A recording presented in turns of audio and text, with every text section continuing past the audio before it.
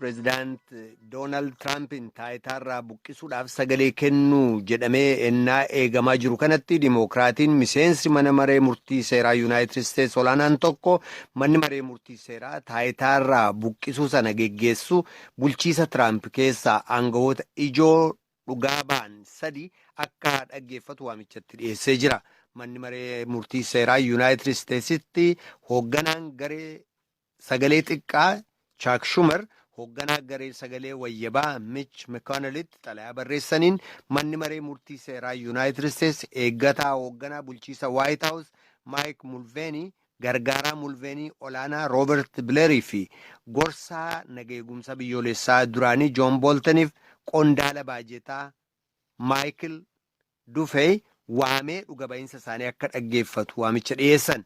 Aangawoonni afranuu ammaan dura koree mana maree bakka bu'ootaa Yuunaayitid Isteets dhimma sana geggeessu duratti akka dhiyaatanii ragaa ba'an gaafatamanii tokkoon isaaniiyyuu hin dhiyaanne jechuudhaan komatu Schumer.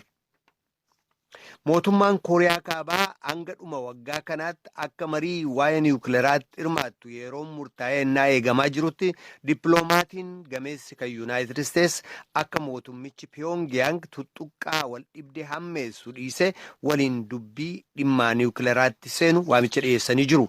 Dhimma Kooriyaa Kaabaatti bakka bu'aan addaa kan Yuunaayitid Isteets Steve Baayigun magaalaa Soolirraa kana dubbachuun isaanii eega Kooriyaan dhukkaasaa yaalii misaa'ilaan 2 geggeessite guyyaa xiqqoodha booda.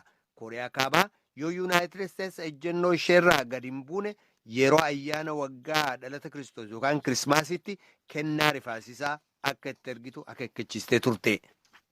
Kan dhaggeeffachaa jirtan raadiyoo sagalee Ameerikaa sagantaa afaan Oromooti. Itoophiyaan guyyaa 4 booda saatelaayitii kan ofii gara hawaatti ergitu ta'uu ishee ibsuudhaan kun ce'umsa teknoolojii biyyattiitiif bu'uuraa ta'uu isaallee dubbattee jirti. Teknoolojii waliin tarkaanfachuun guddina dinagdee dabalatee roga maraaniyyuu gumaacha guddaa qabaa jedha waajjirri ministeera innoveeshiniif teknoolojii kan Itoophiyaa. Tsahaayii Daamxootuu Finfinneerraa gabaase. Itoophiyaan saatalaayitii gara hawaatti erguun jijjiirama damee teknoolojiin jiru kan agarsiisuu fi guddinni biyyattii damee kanaan sadarkaa maalirraa akka jiru ni mul'isaa jedhame. Itoophiyaan seenaa ishee keessatti yeroo jalqabaatiif saatalaayitii ofii ishii gara hawaatti furguggisuuf qophiin xumurameera kan jedhan ministeera innoveeshinii fi teknoolojii Itoophiyaa Dr. Geetaawwan Makuriyaa saatalaayitiin Itoophiyaa ETRSS waaniin guyyaa gara hawaatti furguggifamtu haalli qilleensaa mijaa'aa ta'uu raagni haala qilleensaa hanga ammaatti jiru ibseeraa jedhan wayita miidiyaaleedhaaf ibsa kennanitti. ባለን መረጃ መሰረት በታህሳስ 10 ጠዋት በላውንቺንጉ ዊንዶው ታይም ዊንዶው ላይ ያለው የአየር ፀባይ በጣም በጥሩ akka lakkoofsa faranjootaatti bara 2019 keessatti addunyaan saatalaayitiin gara hawaatti furguggifte kan ETRSS waanii isa 99ffaa akka ta'us ibsameera. Chaayinaadhaa gara hawaatti kan ergamtu saatalaayitiin kun wayita furguggifamtutti ilaaluufis jilli tokko gara Chaayinaa Taayiwaanitti akka imalus Dr. Geetaawwan ibsaniiru. የኛ ሳተላይት ስትሄድ ያለውን ሂደት ለመከታተል እና ዊትነስ ለማድረግ ከተወካዮች ምክር ቤት 5 አባላት ያሉበት haaluma wal fakkaatuun buufata hordoffii saatalaayitichaa kan Finfinnee Inxooxxoottis qaamoleen garaagaraa argamuudhaan sirnicha ni hordofu. Guyyaadhuma kana ganama sa'aatii 3 addabaabayii masqalaa Finfinneetti boca saatalaayitii ETRSS waanii kan ta'e agarsiisaaf dhiyaata. Uummanni akka daawwatuuf jedhan Dr. Geetaawwan. በታሰበውና በታቀደው መንገድ እየተከናወነ ስለሆነ ለህዝባችን መግለጽ የምንፈልገው ሁሉ ነገር ተጠናቋል። ሁሉ ነገር በጥሩ ሁኔታ ላይ ነው ያለው። ETRSS saatalaayitiin Itoophiyaa ETRSS waaniin kun biyyattiif bu'aalee hedduu akka qabdu ibsame. Gama qonnaatiin jijjiirama haala qilleensaan bu'uuraaleen misooma biyyattii sadarkaa maalirra akka jiruu fi dhimmoota garaagaraa irratti odeeffannoo bal'aa akka kennutu dubbatame. Itoophiyaan saatalaayitii kan ishii ta'e kana muddee 10 bara 2012 akka lakkoofsa Itoophiyaatti ganama barii sa'aatii 12 fi daqiiqaa 21tti gara hawaatti furguggisuuf qophiin xumurameeraa jiran Dr. Geetaawwan Makuriyaa ministeera innoveeshinii fi teknoolojii Itoophiyaa. Pireezidaantiin Keeniyaa Uhuru Keeniyaataa buufata raayyaa ittisaa biyyaa haarawaa kutaa bulchiisaa Garriisaa keessatti bansiisanii jiru. Buufanni raayyaa ittisaa Keeniyaa kun kabaname jimaata dabre kana yoo ta'u rakkoo nageenyaa kaaba bahaa Keeniyaa jiruuf falataa jedhamee amanamaa jira. Galmoo Daawwituu Naayiroobii irraa gabaase. Keeniyaan kutaa bulchiinsa kaaba bahaa biyyattii kan argamtu Gaarisaa keessatti buufata raayyaa ittisa biyyaa haarawaa bantee jirti. Kutaan bulchiinsa Gaarisaa kan Alshabaabii hedduu itti balaa dhaqqabsiisu yoo ta'u, Keeniyaanis kanuma laaltee rakkoo kana furuuf bantee jedhan pirezidaantii Keeniyaattaan yoo jimaata darbe waaree booda kaampii raayyaa ittisa biyyaa kana banan. Buufatni raayyaa ittisa biyyaa kun banamuun qaama karoora maddii fi humna dandeettii raayyaa ittisa biyyaa Keeniyaa ol kaasuuti. Bulchiinsi kiyyaa raayyaa ittisa biyyaa ammayyeessuuf waan ta'e hundaa ni mijeessa. Kunis isin raayyaawwan ittisa biyya keenya kaayyoo keessaniin cimtanii karaa maraan daangaa biyyaa akka eegdan isin dandeessisuufi jechuun dubbatan. Dabalaniis Keeniyaattaan buufatni raayyaa ittisa biyyaa kun dhiyeenya daangaa Soomaaliyaa irratti banamuun nageenya Soomaaliyaaf illee gaarii ta'uu himanii jiru. Achumaanis turtii isaaniitiin damee waajjira immigireeshinii Gaarisaa kan cufamee ture lafaa bansiisanii piroojeektii anniisaa durraa humna elektirikaa meegaawaatii 54 maddisiisuus achumatti eebbisanii jiru. Gareemman karaarsummaan himatamu Alshabaab Keeniyaa keessumaa kutaa buufanni raayyaa ittisa biyyaa haarawwitti baname Gaarisaa keessatti yoo hedduu balaa kan dhaqqabsiisu yoo ta'u, torbeen durallee konkolaataa geejjibaa irratti dhukaasa banee namni 10 ajjeesuunsaa ni yaadatama. Oduun ammaaf qabnu dhaggeeffattoota keenya kanuma. Kora kaleessa addi bilisummaa Oromoo istaadiyeemii Ambootti uummataa wajjin taasise irratti hayyuduree ABO obbo Daawud Ibsaa addi bilisummaa Oromoo seerawaa ta'uun boordii filannoo biyyaalessaa irraa filannoo baranaa jechuunis kan bara 2020 irratti geggeeffamu irratti akka hirmaatuuf eeyyama argachuu isaaf gammachuu isaanii ibsachuudhaaf uummata magaalaa Amboo gidduutti argamu ibsanii jiru. ABO'n erga fulbaana 15 bara 2018 gara biyyaatti galee jalqabee qabsoo karaa nagaa geggeessuuf uummata waliin filaaf rifeensa ta'ee hojjechaa jira jechuunis dubbatan obbo Daawud. Ta'ullee miseensotni isaanii bakka garaa jiran ammayyuu hidhamaa jiru jechuun kan isaan dubbatan. Filannoon dhufu kun boqonnaa 3 qabaa. Yeroo qophii, yeroo filmaataa fi filannoon booda jiranitti nagaan akka xumuramuuf hunduu gahee isaa bahachuu qabaa jechuun dubbatan. Addi bilisummaa Oromoo dantaa uummata Oromoo fi saboota biroo Oromiyaa keessa jiraatan kabachiisuudhaaf sodaa tokko malee Oromiyaa keessa socho'aa jira jechuunis dubbatan obbo Daawud. Obbo Daawud Ibsaa dhimmoota xiyyeeffannoo itti kenninee hojjannaa jedhan haala kanaan ibsanii jiru. Kan akka federaalizimii sabdaneessaa heera biyyaa kabajaa mirga waloo fi kan namtokkee ilaalchisee nagaa fi tasgabbii biyyichaa sirna qabannaa lafaa fi gaaffii siree ofii murteeffannaa uummata ilaalchisee ilaalcha qabnu irratti erga marii bal'aa goonee booda muddee 5 bara 2019 tumsa ijaaruu waliin mallatteessee tumsi kun yeroo gabaabduu keessatti akka labsii boordii filannoo 1162 2019 itti gara qindoominaatti tarkaanfachiifne jennee hojjetaa jirra. Fuuldurattis dhimma guddina biyyaas haa ta'u iddee ka'uu malan hatattamaan dhaamsuuf akka toluuf addi bilisummaa Oromoo jaarmolee siyaasaa qofa waliin otoo hin ta'in jaarsolii yookiin bakka bu'oota sabaa fi sablammoota waliin haa ta'u harmi isaa yoomiyyuu banaadha. Sirni federaalizimii sabdaneessatee akka of duuban deebineefis hojjechuun tokkummaaf daangaa Oromiyaa tiksuun itti gaafatamummaa keenya hundaati jedhan. Yeroo kun ta'u garuu uummatni Oromoo saba biraa keessa jiraatan mirgi isaanii eegamee nagaan akka jiraataniif gahee keenya ni baannaa jechuun dubbatan. Dhimma Finfinnee fi lafaa irrattis haala kanaan kan isaan ibsa kennan. Oromoon ofiin hiree isaa murteeffatu qaba.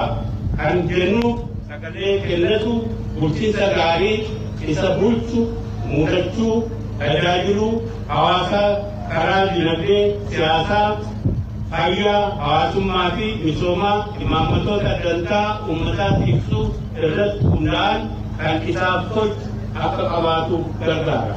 Akkasitti aangoo siyaasaa uummata harkaa yoo seene rakkinoonni qotee bulaa fi lafasaa mirga ofii qabaatuu fi aangoo bulchiinsi inni mudate qabaatuun dhibbee dhufu ofirraa tiksa jennee amanna. Finfinneen seenaanis akkasumas uumamaan keessuma lafaatiinis handhuura Oromiyaa. Finfinneen bulchiinsa ishee daangaa beekamee gaafa 1991 qabduun daangeffamuu qabdi jennee amanna. Bakka bu'aan paartii Koongireesii Federaalistii Oromoo obbo Tasfaayee Fufaa waltajjii kana irratti argamuudhaan ergaa ittaanu dabarsanii jiru.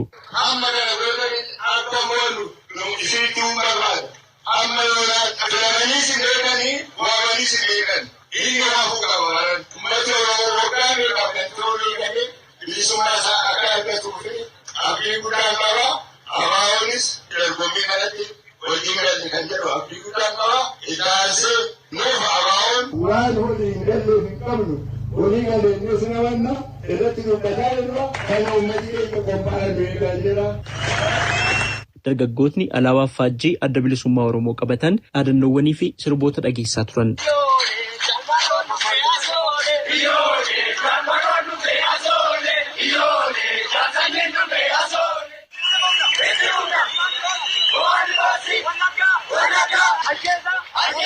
Namoota waltajjii kana irratti hirmaatan keessaa muraasa saasubsiiseen ture.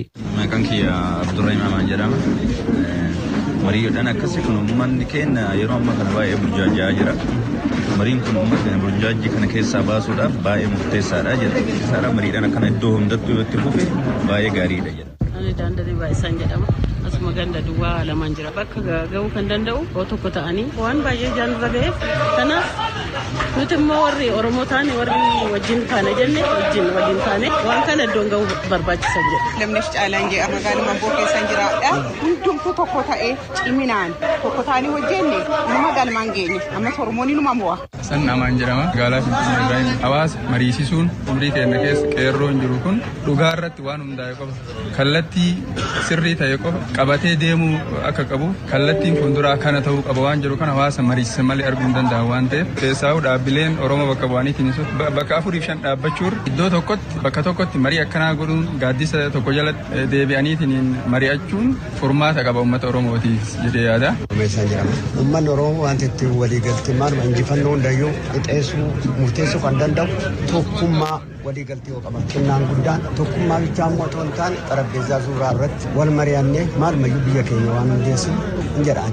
Isa beekaa keenya kunkunsinee qabne wallaalaa keenya beeksifannee kanaan tarkaanfachuu dandeenya hin jedha. Kora kana irratti obbolaan Qabsaa Laggasaa Wagii, Aaddee Tafarraa Wagii, Aanaa Adaa Bargaarraa, obbo Baqqalaa Wagii ammoo Meettaa Roobiirraa argamanii turan. Korri kun guluffii fardaa fi walleewwan dhiyaatan adda addaatiin miidhagee oolee jira.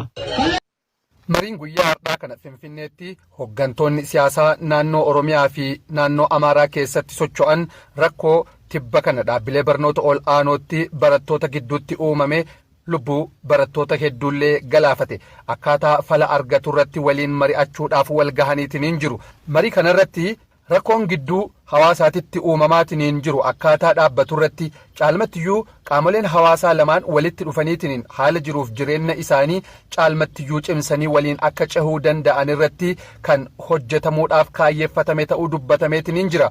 Keessummaa kabajaa waltajjii kanaa ta'aniitiin haasaa baniinsaa kan taasisan Ambaasaadder Xuruuna Zeenaa akka dubbatanitti hooggantoonni siyaasaa hawaasa kana lamaan gidduutti dhibdee uumuu wal faalleessuudhaa fi wal dhabsiisuudhaa manna walitti dhufeenya isaa waan cimsuu danda'u irratti hojjechuu akka qabaatanillee waamicha dhiheessanii jiru. Yeroo dimokiraasii mari'ataniitiin waliin rakkoo faluudhaa danda'an kan jedhan Ambaasaadder Xuruuna Zeenaa ilaalchi garaagarummaa guddaa qabaatu maalillee jiraannaaniin waliin mari'achuu fi haasa'uun fala jedhan. Waltajjiin kun walakkaadhaan sabaa himaaleedhaaf cufaa kan turee fi dhaabbilee gama lameeniituu bakka bu'uudhaan miidiyaaleedhaaf addatti gaafiif deebii kan taasisan hayidureen adda bilisummaa Oromoo obbo Daawud Ibsaa fi gama dhaabbilee naannoo Amaaraati ammoo dura ta'aan paartii mul'ata Amaaraa yookaan Amaaraa Raa'ii obbo Siyyum Mangashaa dhimma waltajjii kanaatiin wal qabatee ibsa kennaniitiin jiru. Hayidureen adda bilisummaa Oromoo obbo Daawud Ibsaa rakkoolee akka kanaa walitti dhihaataniitiin furuun fala ta'uu keessattiyyuu mariin bu'uura qulqullina irratti hundaa'ellee barbaachisaa ta'ullee kaasan.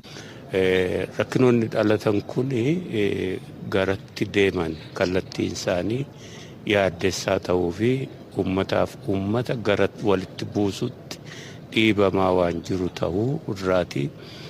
Kaka'umsa fudhatanii mootummaan federaalaa mootummoota lamaan bakka argamanitti dhaabbileen siyaasaa Oromoo fi dhaabbileen siyaasaa Amaaraa bakka tokkotti mariisisanii marii kanarra dhisaa waan ta'eef akkamitti ilaalla waliin akka mootummaa naannoottis akka paartiilee siyaasaattis akkamitti ilaalla ka jedhu haasofne. Dura ta'aan paartii mul'ata Amaaraa yookaan Amaaraa Raa'ii obbo Siyyum Mangashaa akka jedhanitti waldhibdeen saboota gidduutti uumamu dhaabbilee siyaasaa bu'aa kamiyyuu kan irraa hin arganne ta'uu isaatiin wal qabatee rakkoolee kanniin furuudhaaf ammoo hoggansa siyaasaarra itti gaafatamummaan guddaan jira jedhanii jiru. በአንድ ላይ የጋራ የሚያደርጉንን በጋራ በማጎልበት በልዩነት ደግሞ waan tokko nu godhan tokkummaadhaan cimsataa kanneen garaagara qabnu ammoo addaddummaa keenya kabajataa gara fuulduraatitti siyaasa teessoo minjaalaa irratti haala naga qabeessa ta'een mariidhaan rakkoon keenna hin furama jenneetiin ni amanna. Mariin kun hayyoota siyaasaa Oromootii fi Amaaraa gidduutti haa eegalamuu malee bu'uura isaa cimsataa haalli siyaasaa biyya keenya keessa jiru tasgabbaahaa akka ta'uuf dhugumaa fi ilaalcha sirriitiin itti gaafatamummaadhaan qaamoleen siyaasaa hundinuu haala kanaan walitti dhufanii waliigalteen biyyaalessaa fi tokkummaan biyyaa uumamee wantoonni waliin nu dhaaban duudhaan biyyaa walitti qabnu adda baheetiniin waliin akka misoomsinu garaagarummaallee yoo jiraate walii kabajaa akka jiraannu uumuun ni danda'ama jedhan.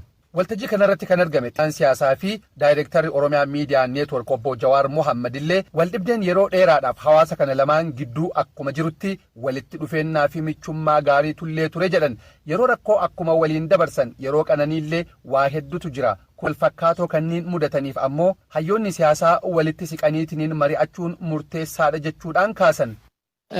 Uummattoonni Amaaraatiif Oromoo kun uummata yeroo dheeraadhaaf wal cinaa jiraateedha. Waliin jiraatedha. Yeroo kana keessatti yeroo wal lolaatitti ture, yeroo walii tolaatitti ture, yeroo walii tumsanitti ture, yeroo immoo walitti bu'anillee ture jechuudha.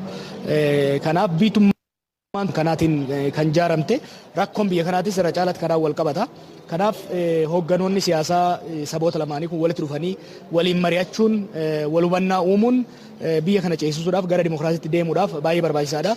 Walitti bu'iinsa hanqisuufis taate walitti bu'iinsa waggaa dhufe osoon babal'anne to'annoo jala oolchuudhaaf biyyi miidhaa guddaa akka irra hin geenye hambisuudhaaf mariin hayyoota fi hoogganoota saba lamaanii baay'ee murteessaadha. Wanni kun silaa dursee godhamuu qaba ture. Waltajjii kanarratti hayyoonni siyaasaa gameeyyii kanneen akka obbo Leencoo Lataa, Dr. Diimaa Nagoo akkasumatti ammoo hoogganaan pirees sekireetaarii waajjira muummee ministeeraa obbo Nugusuu Xilahuun dabalatee hooggantoonni siyaasaa garaagaraa irratti argamanii jiru.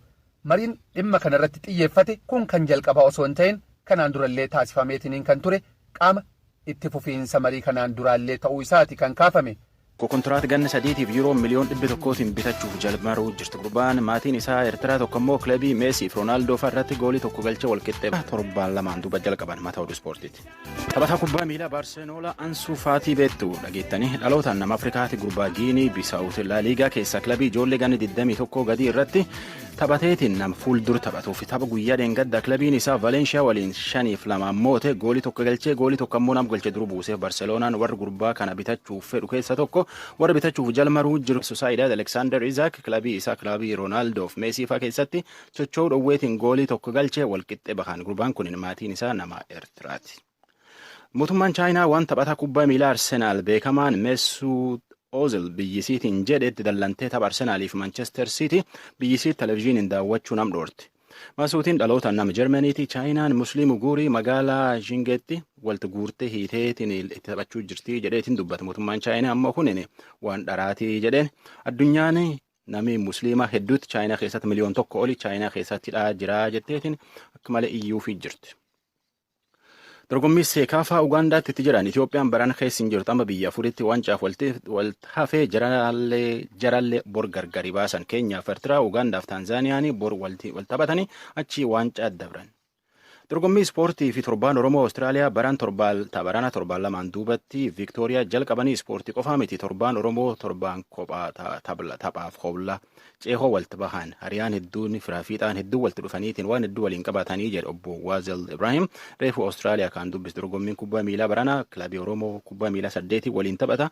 Maqaa akkaan baafatan tokko akka Awustiraaliyaati kan akka Oromootiin baafatanidha. Daandinoon Taayigeris Gadaa Futbool Kilab, Oromoo Youth, Oromoo United, Tarnet United, Aduu Birraa, Dirree FC, Warrabii. Guyyaa sun maal fa'aa jira dorgommii ispoortii malee wanni gurguddoon jira maa wanni dhibeen?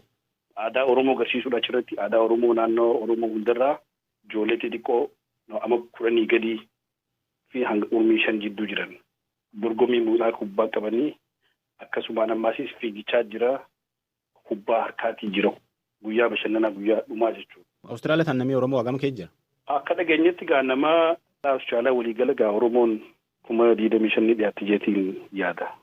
Awustiraaliyaan tun hedduu guddoo oowwitillee namni Awustiraaliyaa lafuma haroolee gugurdoo qabdu lafum caffaa takka malee bisaan qabduun beekamoo keessa immoo guddoolleen oowwitii jedhanii. Nama haariyaaf oowwinaan adda itti fakkaatti nuuf haariyaa miti amatatti harkina waan kanaa. Garuu amata kana ammoo addaati hedduu oowwiti jaanii Awustiraaliyaan guutuu nu eegaa jirti. Oowwitu taatullee bishaan baharaa gurguddaa qabdi namni bishaan baharaa dhaqeetii ifirraa qabbaneessa yoo. Oowwaa jettu hagam oowwaa gamitu? Digirii 50 tijaanitii eegaa jiranii amata kana ta'u.